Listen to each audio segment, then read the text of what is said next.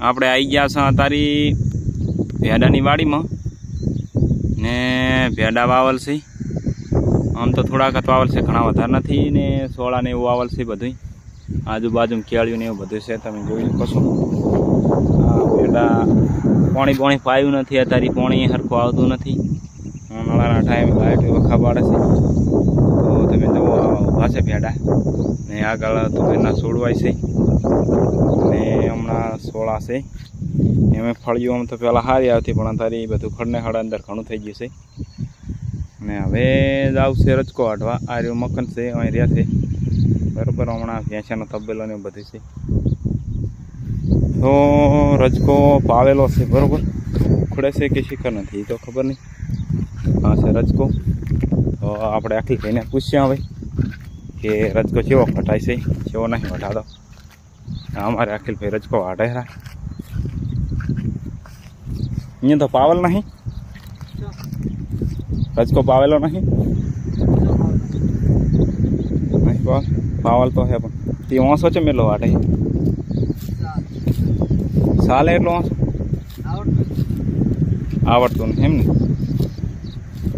એટલે પેલા વાઢેલો હે કે આજે પહેલી વાર જ વાઢેલો? શીખે હે તો સારું. શીખતો હોય ને આવો વાઢે તો સારું કહેવાય. અને આ શું પડી ગયું છે ઓલું? તો અહીં હરગવો હતો પેલા.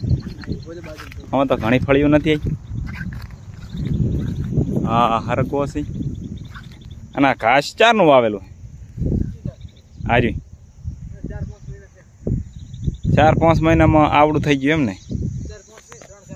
3-4 મહિનામાં આવડું મોટું થઈ ગયું તો સારું કહેવાય. આને તો ડોકા ડાયરેક્ટ આવતા હશે ને બરાબર. હા હરગવો કાપી નાખ્યો, ભાગ્યો છે કાપી નાખ્યો. વાવાઝોડાનો પડી ગયો. એવું બધું વાવાઝોડું આવ્યું હતું? વાવાઝોડું આવ્યું હતું? આ રચકો કેટલા દાણા પાછો પોંગરે? 3-4 દિન પાછો પોંગરી જાય. શેવડો આ એવડો થાય કે એક દાડામાં એવડો પોંગરી ગયા તો જોવું પડે. જબર સારું કહેવાય. એક દાડામાં આવો પોંગરી ગયો જબર કહેવાય ને.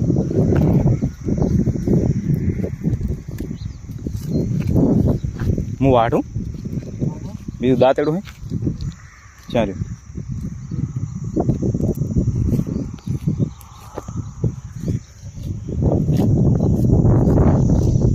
તો હવે રચકો આપણે વાઢી લઉં પછી ભેંસને નાખશું.